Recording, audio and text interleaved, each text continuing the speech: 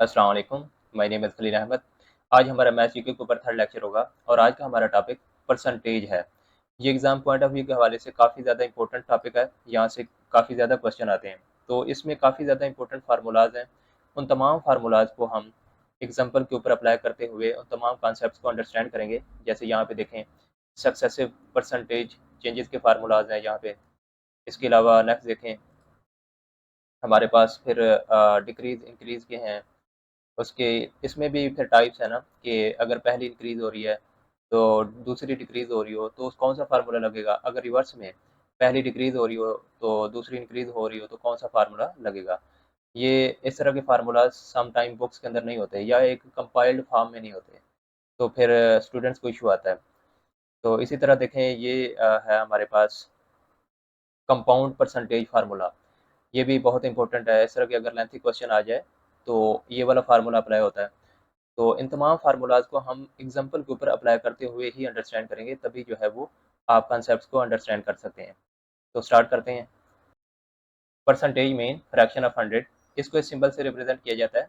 Percentage का basic formula ये है, अगर आपके पास होल क्वांटिटी मौजूद हो और उसमें से आपने किसी पार्ट की परसेंटेज को फाइंड आउट करना हो, तो आप ये वाला फार्मूला यूज़ करेंगे। बिलफ़र्ज़ हमारे पास एक स्कूल के अंदर 200 बच्चे हैं और उसमें से सिर्फ जो है वो 50 आए हैं। तो हमसे कहा जाता है कि आप जो है वो ये परसेंटेज फाइंड आउट करें कि कितने बच्चे आए हैं।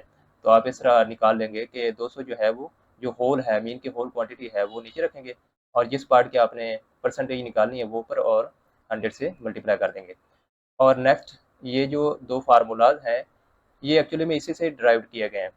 बिलफ़र्ज़ अगर आपके पास जो है वो परसेंटेज भी मौजूद है और होल क्वांटिटी भी मौजूद है, तो आपने पार्ट फाइंड आउट करना हो, मीन कि अब उलट हो गया ना, कि अगर आपके पास हमने पहले देखा कि 200 स्टूडेंट थे, अब जो है वो कहता है कि आपके पास परसेंटेज भी गिवन है, बिलफ़र्ज़ 20% है और जो है होल क्वांटिटी कितनी है 200, तो आप आसानी से उसका पार्ट निकाल लेंगे, जिसमें परसेंटेज ऊपर आ जाएगी, 100 नीचे और होल क्वांटिटी जो है वो 200 यहाँ पे।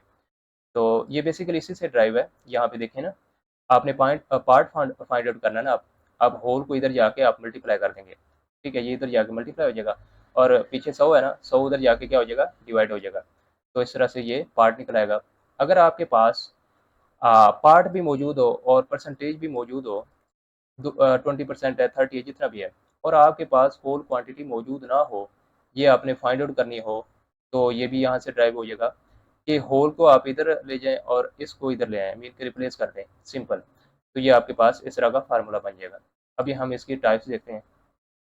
Percentage of a given number, exam के अंदर दो नंबर्स की एक दूसरे के लिहाज से परसेंटेज पूछी जाती है। लेट्स से हमारे पास दो नंबर्स हैं एक्स एंड वाई। अब इनकी स्टेटमेंट कुछ इस तरह से होगी, to find X percentage of number Y, या रिवर्स में इस तरह पूछा जा सकता है, to find Y percentage of number X. तो अगर हमारे पास पहली स्टेटमेंट हो to find X percentage of number Y, तो फार्मूला ये बनेगा, percentage of Y is equal to X divided by 100 cross Y. तो यहाँ से एग्जांपल से अंडरस्टैंड करते हैं। Find 25% of 80। जब भी दो नंबर्स के दरमियान ऑफ होगा, तो उसका मतलब होता है आपने उन दोनों के दरमियान मल्टीप्लाई करना होता है। तो यहाँ पे देखें, 25% क्रॉस 80। अब आप इसको फ्रैक्शन में लिख सकते हैं, 25 डिवाइडेड बाई 100 क्रॉस 80। तो अब इसको सॉल्व करें, 25 को यहाँ पे डिवाइड करेंगे तो हमारे पास 4 आ जाएगा। अब 4 को यहाँ पे डिवाइड करें, 20 आ जाएगा। यही हमारा आंसर है, 20। परसेंटेज की second type is profit and loss percentages. अगर आपने प्रॉफिट परसेंटेज को फाइंड आउट करना है तो आप ये वाला फार्मूला यूज़ करेंगे। अगर आपने लॉस परसेंटेज को फाइंड आउट करना है तो आप ये वाला फार्मूला यूज़ करेंगे। सेम है, सिर्फ ये है कि अगर आपने प्रॉफिट को करना है तो आप प्रॉफिट की यहाँ पे वैल्यू पुट करेंगे, अगर लॉस हुआ है तो आप लॉस की वैल्यू पुट करेंगे। जो कॉस्ट प्राइस है वो सेम रहेगी। लेट्स सपोज हमारे पास एक चीज़ है, उसकी जो है कॉस्ट प्राइस हमारे पास है 100 रुपये और सेलिंग प्राइस है हमारे पास 150। तो इसमें हमें जो है वो प्रॉफिट होगा, तो हम ये वाला फार्मूला यूज़ करेंगे। यही चीज़ अगर हमारे पास सेलिंग प्राइस जो है वो 50 रुपये हो जाए, कॉस्ट प्राइस हमारे पास 100 है, सेलिंग प्राइस कम हो गई है, तो हमें लॉस होगा। तो फिर हमने ये वाला फार्मूला यूज़ करना है। अभी हम एग्जांपल से इसको अंडरस्टैंड करते हैं। A shopkeeper buys an item for rupees 100 and sells it for rupees 120. Find the profit percentage. जो कीमत ख़रीद है वो ₹100 है, जबकि कीमत फ़रोख्त 120 है, तो इसमें प्रॉफ़िट जो है वो ₹20 होगा। अब आपने इसको फ़ार्मूले के अंदर पुट करना है 20 डिवाइडेड बाय 100, ये प्रॉफ़िट है हमारे पास, और 100 जो है ये क्या है, कॉस्ट प्राइस है। हमने परसेंटेज फाइंड करनी है तो हम इसको 100 से मल्टीप्लाई करेंगे, तो ये जो है इससे कैंसिल हो जाएगा। तो हमारे पास जो परसेंटेज आएगी, प्रॉफ़िट परसेंटेज, वो 20% होगी। Next percentage type is discount and markup. इसके लिए आपने ये वाला फार्मूला यूज़ करना होता है। जब आपके पास डिस्काउंट आ जाए तो आपने इसको मार्क प्राइस से मैनेज करना होता है, तो इस तरह आपके पास सेलिंग प्राइस आ जाती है। लेट्स से आप जो है वो एक सुपरमार्केट जाते हैं और एक शर्ट चेक करते हैं, उसके स्टिकर के ऊपर लिखा होता है ₹3000 और साथ लिखा होता है कि आफ्टर डिस्काउंट इसकी जो प्राइस है वो है ₹2700। तो इट मीन कि इसमें जो है डिस्काउंट दिया गया है। कितना डिस्काउंट है? ₹300 बनेंगे। तो यहाँ पे आप जो है वो 300 पुट करेंगे फार्मूले के अंदर, डिवाइडेड बाय मार्क प्राइस कितनी है, जो शुरू में कही गई थी वो है 3000। तो इस तरह जो है वो कितना डिस्काउंट, कितने परसेंट डिस्काउंट बनेगा, यहाँ पे हम जो है वो 100 से मल्टीप्लाई करेंगे। आपके पास जो आंसर निकलेगा वो उसकी डिस्काउंट परसेंटेज होगी। यहाँ पे आप देख लें 20 से 20 कैंसिल हो जाएगा, फिर यहाँ पे 0 से 3 को 3 से डिवाइड करें तो आपके पास 10% आ जाएगा, मीन कि यहाँ पे 10% का डिस्काउंट दिया गया है। लेकिन क्वेश्चन ज़्यादातर इस फॉर्म में नहीं आता, बल्कि क्वेश्चन इस तरह आता है कि आप जो है वो सुपरमार्केट गए हैं, आपने एक शर्ट के स्टिकर के ऊपर उसकी मार्क प्राइस चेक किया है, जो कि लिखी होती है ₹4000, और साथ लिखा होता है कि इसके ऊपर जो है वो 30% का ऑफ है, मीन कि डिस्काउंट है। अब यहाँ पे देखें, उसने पहले ही आपको डिस्काउंट परसेंटेज दे दी है जो कि है 30%, और यहाँ पे 4000 जो है वो मार्क प्राइस है। अब आपने डिस्काउंट फाइंड करना है। तो अब क्या होगा, ये मार्क प्राइस जो है वो उधर जाके मल्टीप्लाई हो जाएगी और 100 जो है वो नीचे आके डिवाइड हो जाएगा और इस तरह डिस्काउंट आ जाएगा। यहाँ पे हम निकाल लेते हैं। देखें डिस्काउंट परसेंटेज हमारे पास यहाँ पे गिवन है, तो हमने निकालना है discount is equal to discount percentage. यहाँ पे हमारे पास 100 इधर आके डिवाइड हो जाएगा और इधर जो है मल्टीप्लाई होगा मार्क प्राइस। तो यहाँ पे आप वैल्यू पुट करेंगे तो आपके पास आंसर आ जाएगा। एग्जांपल देखें, a shirt is marked at 500 rupees and the discount is 20%, find the selling price. इसमें सबसे पहले हमने डिस्काउंट को फाइंड आउट करना है। जब वो हम फाइंड कर लेंगे तो फिर हम मार्क प्राइस से डिस्काउंट को माइनस करेंगे तो हमारे पास सेलिंग प्राइस आ जाएगी। तो डिस्काउंट को कैसे फाइंड आउट करना है, जो मैंने आपको सेकंड फार्मूला बना के दिखाया था ना, उसमें आपने वैल्यूज़ को पुट करना है। सबसे पहले ऊपर डिस्काउंट परसेंटेज जो कि 20% है, नीचे आपने 100 से इसको डिवाइड करना है और यहाँ पे मार्क प्राइस मल्टीप्लाई होगा 500। तो आप इसको सॉल्व करें, हमारे पास 100 रुपीज़ जो है वो डिस्काउंट प्राइस है। अब आपने डिस्काउंट प्राइस को मार्क प्राइस से मैनेज करना है। मार्क प्राइस कितनी है? 500। 500 माइनस 100, तो हमारे पास 400 जो है वो सेलिंग प्राइस है। Next type is percentage change. ये जो चेंज है ये इंक्रीज़ भी हो सकता है, डिक्रीज़ भी हो सकता है। फार्मूला आपने यही यूज़ करना है। यहाँ पे आप एग्जांपल देखें, the population of a town increase from 5000 to 6000, percentage change in the population, ये हमने फाइंड आउट करना है। यहाँ पे देखें, ये जो है हमारे पास ओल्ड वैल्यू है और ये है हमारे पास न्यू वैल्यू। इसके हिसाब से हम जो है इसकी वैल्यूज़ को इस फार्मूले के अंदर पुट करते हैं। न्यू वैल्यू हमारे पास पहले आएगी 6000 minus 5000 divided by 5000 multiply by 100। अब यहाँ पे इसको मैनेज करें तो ये आ जाएगा 1000 डिवाइडेड बाय 5000 क्रॉस 100। अब 30 से 30 कैंसिल हो जाएंगी। 5 को 100 से डिवाइड करें तो हमारे पास 20 आता है। इट मीन ये जो पॉपुलेशन का इंक्रीजिंग रेट है ये 20% है। Next is increase and decrease percentages. इसके लिए आपने ये वाला फार्मूला यूज़ करना है। एग्जाम के अंदर इस तरह के क्वेश्चन पूछे जाते हैं कि आप जो है वो 700 के अंदर 15% का इजाफा करें, 20% का इजाफा करें और न्यू वैल्यू बताएं, या ये पूछा जाता है कि आप जो है वो 15% की रिडक्शन करें और नई वैल्यू बताएं। अगर आपको ये कहा जाए कि आप एक ख़ास अमाउंट के अंदर इंक्रीज़ करें, कोई परसेंटेज इंक्रीज़ करें, तो आपने ये वाला फार्मूला यूज़ करना है। अगर डिक्रीज़ की बात हो रही हो तो फिर आपने ये वाला फार्मूला यूज़ करना है। एक्स जो है वो परसेंटेज की बात कर रहा है, यहाँ पे एक्स जो है वो परसेंटेज को शो कर रहा है। लेट्स से हमारे पास एक एग्जांपल है, इंक्रीज़ 200 बाय 15%, मीन कि आपने 200 के अंदर 15% का इज़ाफ़ा करना है। तो कैसे करेंगे? आपने जो है वो इंक्रीज़ वाला फार्मूला यूज़ करना है। हमारे पास ओरिजिनल प्राइस क्या है? 200, और कितना इज़ाफ़ा है? 15% का करना है। तो आप यहाँ पे पुट करें फार्मूले के अंदर, पॉज़िटिव के अंदर 200 क्रॉस इनटू 1 प्लस हमारे पास जो है ये 15% है ना, 15 डिवाइडेड बाय 100। तो अब इसको कैलकुलेट करें, इसका एलसीएम निकाल लें, 100 और यहाँ पे 100 आ जाएगा, यहाँ पे 15 और इधर जो है ये 200 मल्टीप्लाई हो जाएगा। अब आप 2 ज़ीरो से 2 ज़ीरो कैंसिल कर दें, तो यहाँ पे हमारे पास आ जाएगा 2 क्रॉस इनटू 100 को 15 में जमा करें तो हमारे पास 115 आएगा। अब इसको मल्टीप्लाई करें तो हमारे पास आ जाएगा 230 रुपए। तो रुपए है जो भी है हमारे पास, मतलब वैल्यू आएगी 230। ये हमारे पास नई वैल्यू है आफ्टर इंक्रीजिंग 15%। तो वैसे आप इसको मैन्युअली वैसे भी कर सकते हैं। यहाँ पे देखें ना 200 है, तो आपने 15% का इजाफा करना है, आप डायरेक्टली इसको मल्टीप्लाई करें, 200 क्रॉस 15 डिवाइडेड बाय 100। आपने फ्रैक्शन खत्म करनी है ना परसेंटेज की, तो आप डिवाइड करेंगे। तो आप यहाँ पे देखें हमारे पास 30 रुपए, 30 मतलब यूनिट जो है वो मजीद इजाफा हुआ है। अब आपने 30 को जो ओरिजिनल प्राइस है उसके अंदर ऐड करना है। 200 जमा 30 कितना आएगा? 230। इसी तरह अगर नेगेटिव की बात हो रही है तो आपने उस तरह इसको निकाल लेना है। जो 30 आया है वो अगर नेगेटिव की बात है कि डिक्रीज़ हो रहा है, तो आप 200 से 30 निकालेंगे तो वो आपका जो है वो डिक्रीज़ का फॉर्मेट आ जाएगा। इसी तरह आप डिक्रीज़ की वैल्यू भी निकाल सकते हैं। यहाँ पे एग्जांपल देखें, डिक्रीज़ 500 बाय 25%, मीन कि हमने 500 के अंदर 25% की कमी करनी है। तो यहाँ पे हम सेम फार्मूला लगाएंगे, लेकिन डिक्रीज़ वाला 500 cross into 1 minus 25 divided by 100।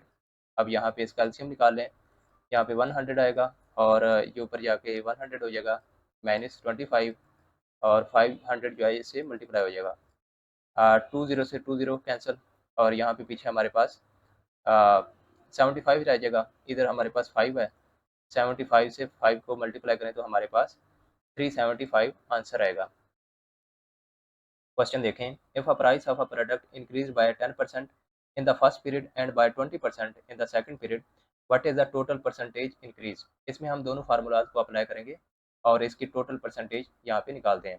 पहला फार्मूला यहाँ पे देखें, इसमें पहले आप रिकग्नाइज कर लें कि ये जो है हमारे पास पहली वैल्यू ये एक्स है और दूसरी वैल्यू जो है ये वाई है। तो यहाँ पे अब इनकी वैल्यूज़ को पुट करते हैं। यहाँ पे हमारे पास यहाँ पे एक्स कितना है? 10, और वाई कितना है? 20 प्लस, फिर इन दोनों को आपने मल्टीप्लाई करना है, 10 क्रॉस 20 डिवाइडेड बाय 100। तो अब इसको कैलकुलेट कर लें, ये जो है 2 ज़ीरो है ना, यहाँ पे आप इसको डायरेक्टली जो है वो कैंसिल कर सकते हैं। हमारे पास यहाँ से 2 आ जाएगा। अगर आप ऐसे करें तो इसको मल्टीप्लाई करके 200 कर लें और डिवाइड कर दें 100 से, तब भी 2 ही आएगा आंसर। और इसको ऐड करें तो हमारे पास ये 30 है प्लस 2, ये हो जाएगा 32%। ठीक है। अब हमने दूसरा फार्मूला यूज़ करना है, ये वाला। इसमें वैल्यूज़ को पुट करें, यहाँ पे हमारे पास है 1, फिर हमारे पास एक्स कितना है? 10, और नीचे हमारे पास 100। इसको क्लोज़ कर दें, क्रॉस इनटू 1 प्लस वाई कितना हमारे पास? 20 डिवाइडेड बाय 100 माइनस 1। अब इसका एलसीएम ले लें, आपकी मर्ज़ी है। अगर आप इसको वैसे इनकी वैल्यू निकालना चाहें तो भी आपके पास ऑप्शन होता है, आप कैसे करें। हम इसका एलसीएम ले लेते हैं, वो ज़्यादा आसान है। 100, यहाँ पे 100 है तो ऊपर जाके हमारे पास 100 हो जाएगा, प्लस 10 इनटू क्रॉस 1, इसका भी एलसीएम लें तो 100 ही बनता है। तो यहाँ पे देखें 100 ऊपर जाके 100 हो जाएगा, प्लस 20 इंटू माइनस 1। तो अब आप मज़ीद इसको सॉल्व करें, ऊपर हमारे पास यहाँ पे आ जाएगा 110, नीचे हमारे पास 100, और इनटू फिर ये हो जाएगा हमारे पास 120 डिवाइडेड बाय 100। और -1। अब आपने ये करना है कि इनकी वैल्यूज़ कम कर दें। ये इससे कट जाएगा और ये इससे 0 से कट जाएगा। तो पीछे हमारे पास फिर 100 रह जाएगा। ये 10 और 10 से मल्टीप्लाई होगा तो 100। और अब आपने करना है कि 11 को 12 से मल्टीप्लाई करना है, तो हमारे पास ये आ जाएगा 2। और 11 में से फिर 2 ऐड करें तो हमारे पास आ जाएगा 13। तो नीचे हमारे पास 100। अगेन हमें एलसीएम लेना पड़ेगा। एलसीएम लें 100। यहाँ पे ऊपर हमारे पास 132, यहाँ पे हमारे पास 100 आ जाएगा। और अब यहाँ पे इसको माइनस करें तो हमारे पास आता है 132 में से 100 माइनस करें तो हमारे पास यहाँ पे 32 बचता है। और नीचे हमारे पास 100 है। मैंने आपको बताया था कि ये हमें टोटल परसेंटेज नहीं देता, सिर्फ इंक्रीज़ देता है, ये डिक्रीज़ जो भी देता है। अब हमने परसेंटेज निकाली तो 100 से मल्टीप्लाई करेंगे ना। अब ये 100 से कैंसिल हो जाएगा, पीछे रह जाएगा हमारे पास 32। ये जो 32 है, ये हमारी परसेंटेज निकल आएगी इंक्रीज़ की। लेकिन जो है पहला फार्मूला ये बेहतर है, मेरे ख्याल में आपको यही यूज़ करना चाहिए। नेक्स्ट देखें, two successive changes decrease plus decrease. पहले हमने ऊपर देखा है कि एक प्रोडक्ट की वैल्यू के अंदर दोनों फेजेज़ में इज़ाफ़ा हुआ है, उसकी जो वैल्यू है वो ऊपर गई है। लेकिन यहाँ पे देखें, दोनों फेजेज़ में उसकी वैल्यू जो है वो डिक्रीज़ हो रही है। क्योंकि ये रियलिटी के बेस पे क्वेश्चंस हैं, तो हमें हर लिहाज से इनको करना है। यहाँ पे देखें, आपने सेम फार्मूला यूज़ करना है, स्ट्रक्चर के अंदर कोई चेंजेस नहीं है, सिर्फ आपने जो अलामत है ना, जो सिंबल है वो चेंज कर देना है। अगर दोनों तरफ डिक्रीज़ हो रही है तो आपने दोनों के साथ माइनस की अलामत लगा देनी है और कोई चेंजेस नहीं करनी, तो आपका सॉल्यूशन आ जाएगा। और नेक्स्ट जो 2 हमारे पास सक्सेसिव चेंजेस हैं, उसमें हम मैं आपको दिखा देता हूँ, यहाँ पे देखें। उसमें भी अलामत उसी हिसाब से चेंज होगी। यहाँ पे देखें, 1 इंक्रीज़ एंड 1 डिक्रीज़। अब इसमें भी हमने देखना है कि पहले कौन-सी इंक्रीज़ हो रही है और दूसरी इंक्रीज़ हो रही है या पहली इंक्रीज़ हो रही है। पहला केस है फर्स्ट इंक्रीज़ देन डिक्रीज़। तो यहाँ पे फिर उसी हिसाब से ही आपने अलामत लगानी है। इंक्रीज़ हुई है ना, तो आपने प्लस का सिंबल यूज़ करना है। अगर डिक्रीज़ हुई है, तो आपने माइनस का सिंबल यूज़ करना है। तो सेम फार्मूला, कोई स्ट्रक्चर के अंदर चेंजेस नहीं है, सिर्फ अलामत के अंदर चेंजेस हैं। पहला इंक्रीज़ प्लस, दूसरा जो है वो डिक्रीज़ नेगेटिव। इसी तरह इसके अंदर पहला इंक्रीज़ प्लस प्लस आएगा, दूसरा डिक्रीज़ है तो आपने नेगेटिव लगाना है। तो अगर हमारे पास पहला डिक्रीज़ आ जाए, यहाँ हमने देखा पहला इंक्रीज़ था, अगर ये पहला डिक्रीज़ आ जाए, दूसरा इंक्रीज़ हो, तो फिर क्या होगा? अब सिंबल चेंज हो जाएँगे। पहले एक्स के साथ प्लस था, अब एक्स के साथ नेगेटिव आएगा और वाई के साथ पॉज़िटिव आएगा। और इसी तरह जो हमारा दूसरा मल्टीप्लायर फ़ॉर्मूला है, इसके अंदर भी हमारा पहला नेगेटिव आएगा, दूसरा पॉज़िटिव आएगा। ये तमाम जो बाकी एग्ज़ाम्पल्स हैं, ये आप खुद सॉल्व करेंगे। वैसे जो आपको पीडीएफ मिलेगी, उसके अंदर इसके तमाम के तमाम सॉल्यूशन मौजूद हैं। नेक्स्ट देखें, compound percentage formula involving stock और इन्वेस्टमेंट। अगर हमारे क्वेश्चन के अंदर स्टॉक या इन्वेस्टमेंट गिवन हो, तो फिर आपने ये वाला फार्मूला यूज़ करना है। पहले जो हमने क्वेश्चन देखे हैं उसमें स्टॉक या इन्वेस्टमेंट नहीं था, तो मतलब कॉन्सेप्ट वैसा ही है। इसमें भी डिक्रीज़ और इंक्रीज़ का कॉन्सेप्ट मौजूद है। अगर हमारी वैल्यू जो है किसी फेज़ के अंदर इंक्रीज़ हो रही है, तो आपने प्लस का सिंबल यूज़ करना है। अगर हमारी जो वैल्यू है वो नेक्स्ट फेज़ के अंदर डिक्रीज़ हो जाती है, तो आपने नेगेटिव का सिंबल यूज़ करना है। तो इसमें क्योंकि जो स्टॉक होता है वो 1 या 2 साल के लिए नहीं होता, आपने उसको 5 साल, 6 साल के लिए भी फाइंड आउट करना होता है कि हमारी जो फाइनल वैल्यू है वो कितनी है। तो उसके लिए फिर आप ये प्रोग्रेशन का फार्मूला यूज़ करेंगे। अभी तो मैंने जस्ट 2 ही वैल्यू के लिए यहाँ पे लिखा है। आप नेक्स्ट इसी तरह लिखते जाएँगे। एक्स, वाई है, फिर आगे ज़ेड। तो अगर ज़्यादा वैल्यू है तो आप इसको ए, बी, सी से जो है वो स्टार्ट कर सकते हैं। तो यहाँ पे हम क्वेश्चन देखते हैं। The price of a stock decreases by 10% in the first month, then by 5% in the second month, and 15% in the third month. If the initial price of the stock is $200, what is the price at the end of 3 month? Main case में हमें 3 phases दिए गए हैं, 3 month की value हमने इसमें find out करनी है। तो हमारे पास जो इनिशियल प्राइस है वो कितनी है? यहाँ पे देखें, $200। और पहले मंथ डिक्रीज़ हो रही है, दूसरे मंथ भी डिक्रीज़ हो रही है, तीसरे मंथ भी डिक्रीज़ हो रही है।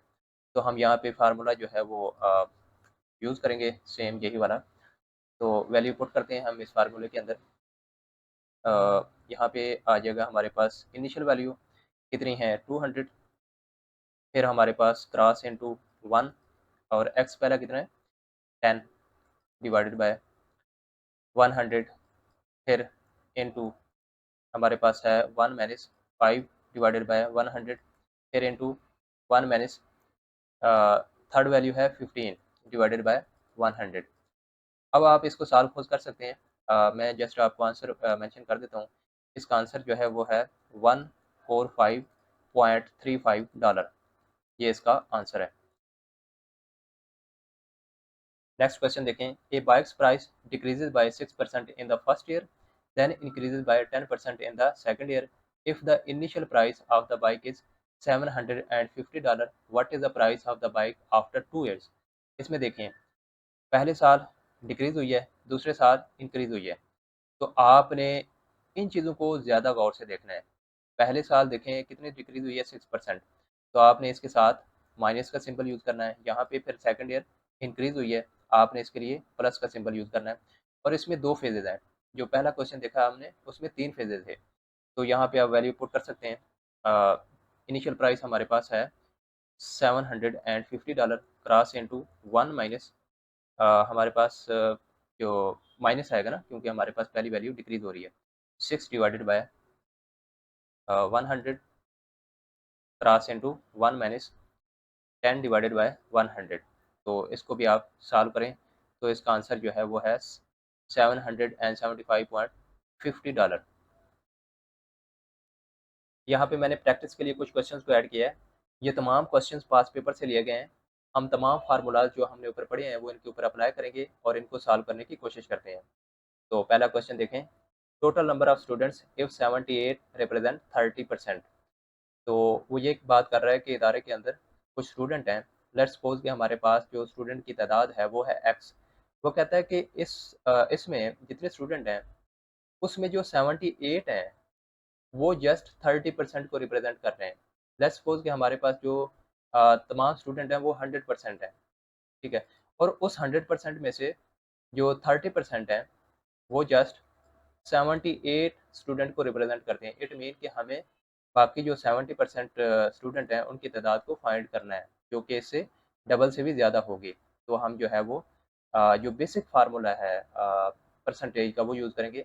हमें पता है कि percentage is equal to part divided by total multiply by 100 होती है। तो हमारे पास पार्ट गिवन है, टोटल हमारे पास x है, जबकि पार्ट कितना है 78 है। 78 कितने परसेंट को रिप्रेजेंट कर रहा है 30% को। यहाँ पे हम लिखेंगे 30%, यहाँ पे आएगा हमारे पास 78। हमने टोटल को फाइंड आउट करना है तो हम जो है इसकी पोजीशन को चेंज करेंगे। टोटल को हम उधर ले जाएंगे, परसेंटेज को हमने इधर लेके आना है, क्योंकि हमने टोटल फाइंड करना है। तो हम यहाँ पे लिख सकते हैं लेट्स सपोज हमारे पास टोटल है x जो हमने किया हुआ है यहाँ पे सपोज। तो यहाँ पे हम लिखेंगे टोटल इज इक्वल टू, यहाँ पे हमारे पास पार्ट आएगा डिवाइडेड बाय हमारे पास है परसेंटेज मल्टीप्लाई बाय 100। अब हमने टोटल की जगह x लिखना है। पार्ट है हमारे पास 78 divided by 30% multiply by 100। Zero से जीरो कैंसिल, 3 को 78 पे डिवाइड करें तो ये बनता है 26। 26 को 10 से मल्टीप्लाई करें तो ये हमारे पास बनता है 260।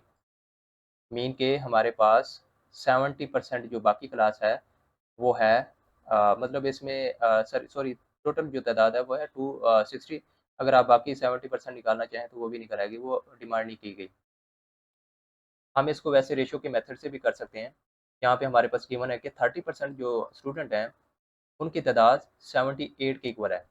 अगर हमारे पास ये 1% हो तो फिर किसके इक्वल होगी, हम इसको 30 से डिवाइड कर देंगे। 78 डिवाइडेड बाय 30, क्योंकि हमसे ये डिमांड किया गया कि आपने टोटल स्टूडेंट बताने हैं।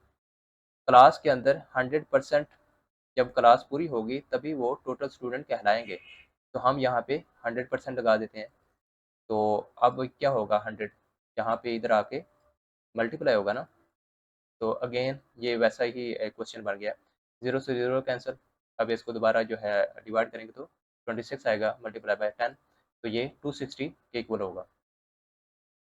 क्वेश्चन नंबर 2 देखें, discount percentage when cost price is 1500 and selling price is 1200। तो पहले हम डिस्काउंट को फाइंड करेंगे, फिर उसका परसेंटेज निकालेंगे। डिस्काउंट को कैसे फाइंड आउट करते हैं, ये हम देख चुके हैं कि आपने जो कॉस्ट प्राइस होती है उससे सेलिंग प्राइस को माइनस करना होता है। हमारे पास कॉस्ट प्राइस कितनी है 1500 माइनस सेलिंग प्राइस 1200, तो हमारे पास जो आंसर आएगा वो है 300। ये हमारा डिस्काउंट है। अब हमने इसकी परसेंटेज निकालनी है। यहाँ पे हम ऊपर लिखेंगे 300 डिवाइडेड बाय जो ओरिजिनल प्राइस है, मीन कॉस्ट प्राइस है, वो है 1500 मल्टीप्लाई बाय 100। तो डबल ज़ीरो से यहाँ पे ज़ीरो ख़त्म, फिर 15 को यहाँ पे जो है वो डिवाइड कर सकते हैं, तो ये आएगा 20। तो यही हमारा आंसर है 20%। क्वेश्चन नंबर 3 देखें, an article is sold for 596 after a 20% discount, find the original price. इसमें हमने ओरिजिनल प्राइस को फाइंड आउट करना है। हालांकि पहले वो हमसे जो है वो या तो डिस्काउंट पूछता था या फिर जो है वो सेलिंग प्राइस पूछता था। तो यहाँ पे वो ये कह रहा है कि 20% के डिस्काउंट के बाद जो सेलिंग प्राइस है वो 596 रुपये बनी है। तो हम अज्यूम करते हैं कि हमारे पास जो ओरिजिनल प्राइस है वो है पी। तो डिस्काउंट कितना था 20% का। अब इसके फ्रैक्शन को ख़त्म करें, 20% को तो 100 से डिवाइड करेंगे तो ये बन जाएगा 0.2 पी। तो अब हमने फाइंड आउट करना है कि हमारे पास जो है वो सेलिंग प्राइस क्या थी। सेलिंग प्राइस, ओरिजिनल प्राइस में से हमने जो परसेंटेज है वो निकाल लेनी है, कि हमारा जो डिस्काउंट है बेसिकली वो निकाल लेना है। पी माइनस 0.20 पी, तो हमारे पास आंसर आएगा 0.80 पी। ये जो है हमारे पास सेलिंग प्राइस है। तो अब जो सेलिंग प्राइस है वो कितनी है, सेलिंग प्राइस हमारे पास है 596।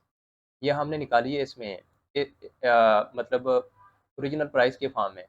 तो अब जो हमारे पास सेलिंग प्राइस है इसके इक्वल कर देंगे 0.80 पी इज इक्वल टू 596। ये शॉर्टकट है, अगर दूसरा फार्मूला यूज़ करेंगे तो वो लेंथी हो जाएगा।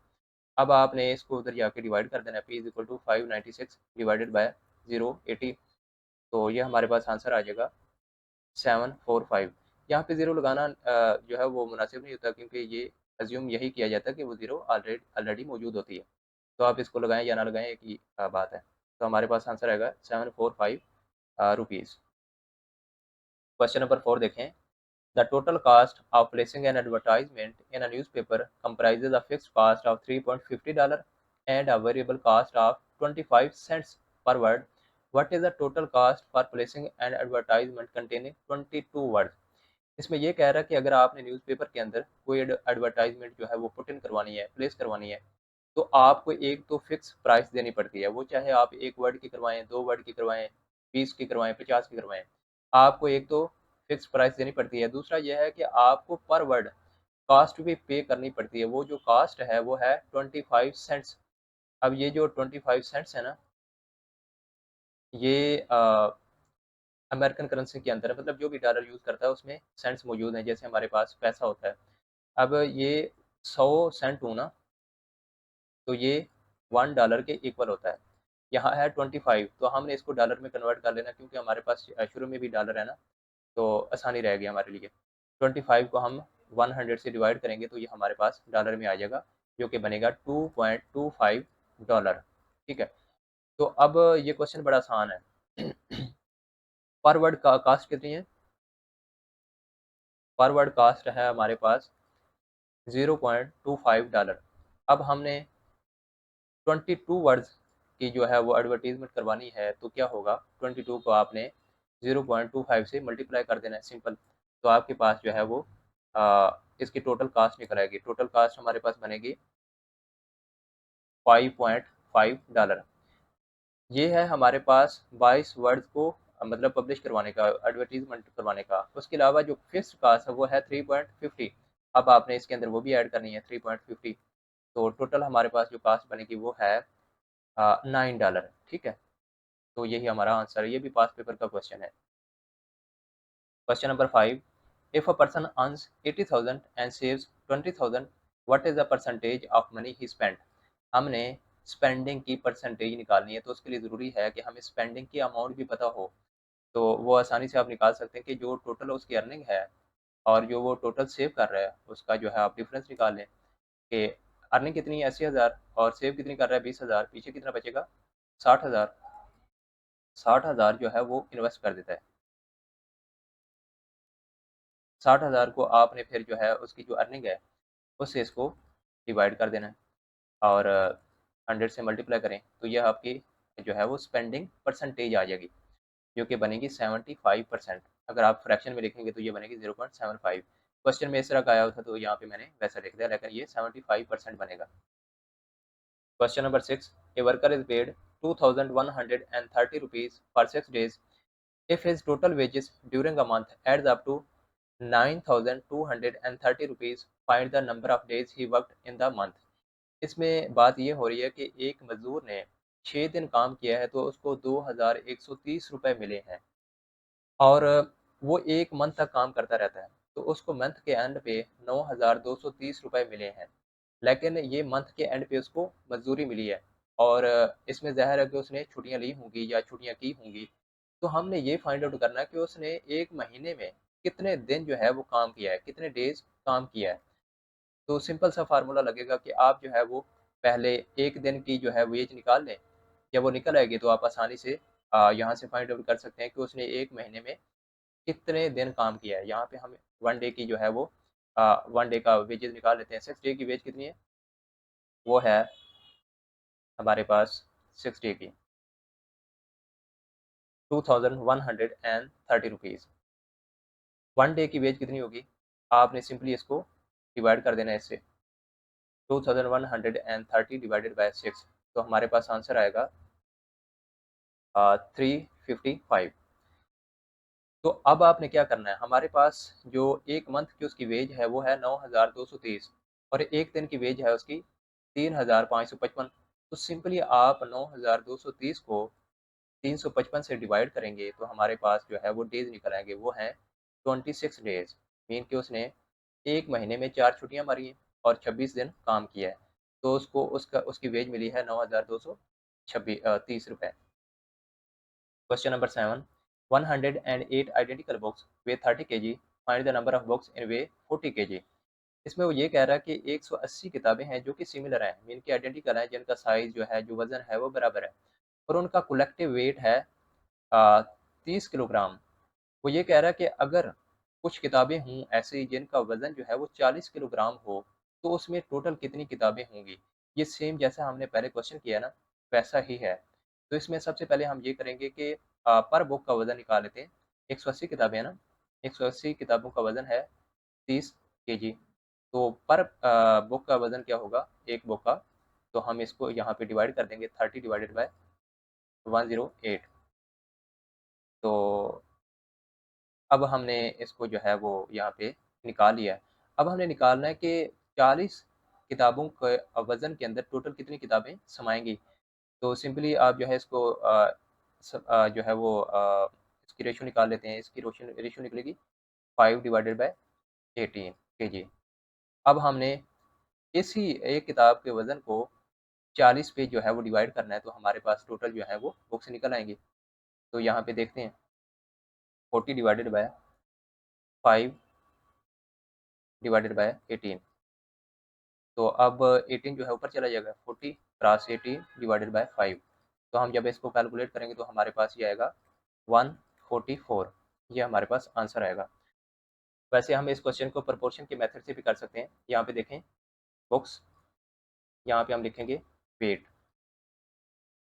हमारे पास बुक्स हैं 108, तो वज़न था हमारे पास 30 केजी। अब वज़न हमारे पास मौजूद है 40 केजी, जबकि हमारे पास बुक्स मौजूद नहीं है, हमने फाइंड आउट करनी है। तो यहाँ पे एक चीज़ तो हमें पता चल गई है कि 108 बुक्स थी तो वज़न था 30 केजी। अब वज़न ज़्यादा है तो इट मीन कि किताबें ज़्यादा होनी चाहिए ना, क्योंकि ये आइडेंटिकल है। किताबों का साइज़ जो वेट है वो बराबर है। तो ये बन रहा है हमारे पास डायरेक्टली प्रोपोर्शनल, तनासुब रास्त बन रहा है। तो उसके लिए हम एरो जो है वो ऊपर की तरफ खींचते हैं, क्योंकि हमारे पास जो है वो जहाँ से क्वांटिटी ज़्यादा होती है ना, वहाँ से स्टार्ट करते हैं और ऊपर की तरफ खींचते हैं एरो को। अगर ये डिक्रीज़ की तरफ हो तो हम एरो को नीचे की तरफ खींचते हैं। तो आपने जहाँ से एरो स्टार्ट होता है ना आपका, आपने उस वैल्यू को बटे के ऊपर लिखना होता है। एक्स ऊपर आएगा, और ये जो क्वांटिटी है छोटी है ना इससे, तो ये है 108, ये यहाँ लिखेंगे। इसी तरह जो हमारे पास 40 है, ये बड़ी क्वांटिटी है, हम ऊपर लिखेंगे बटेगे, और ये जो क्वांटिटी है ये छोटी है, यहाँ पे लिखेंगे। अब हमने x को फाइंड करना है ना, तो 108 इधर आके मल्टीप्लाई हो जाएगा 108। अब आपने x को फाइंड करना है, तो 0 से 0 कैंसिल। अब यहाँ पे 3 को आप यहाँ पे डिवाइड करें, 9 पे 3 आएगा, एक उधर चला जाएगा 18, तो ये बन जाएगा 36। अब 4 को आपने 36 से ज़रब देना है, तो हमारे पास यहाँ पे निकाल लेते हैं। 6 4 24, 3 4 12 और 2 14, तो 144 आ जाएगा। यही इसका आंसर है। इसी के साथ हमारा आज का परसेंटेज का लेक्चर खत्म हुआ। हमारा next lecture ratios and proportions के ऊपर होगा। ये भी एग्जाम पॉइंट ऑफ व्यू के हवाले से बहुत ही ज़्यादा इंपॉर्टेंट है। इसकी काफ़ी ज़्यादा इंपॉर्टेंट फार्मूलाज हैं, हम वो सारे कवर करेंगे। और इनको जैसे आज के लेक्चर के अंदर हमने एग्जाम्पल्स के ऊपर अप्लाई किया था, इनको भी एग्जाम्पल के ऊपर अप्लाई करेंगे, ताकि आपकी मैक्सिमम जो है अंडरस्टैंडिंग हो सके। अभी जो परसेंटेज के जितने भी हमने कंसेप्ट अंडरस्टैंड किए हैं, जो फार्मूलाज हमने पढ़े हैं, वो आप इस पीडीएफ के ऊपर अप्लाई करें। ये आपके साथ पीडीएफ शेयर होगी, तो आप जितने ज़्यादा जो है वो प्रैक्टिस कर सकते हैं उतना कम है। तो इसी के साथ ये जो है हमारा आज का लेक्चर ख़त्म होता है। अल्लाह हाफ़िज़।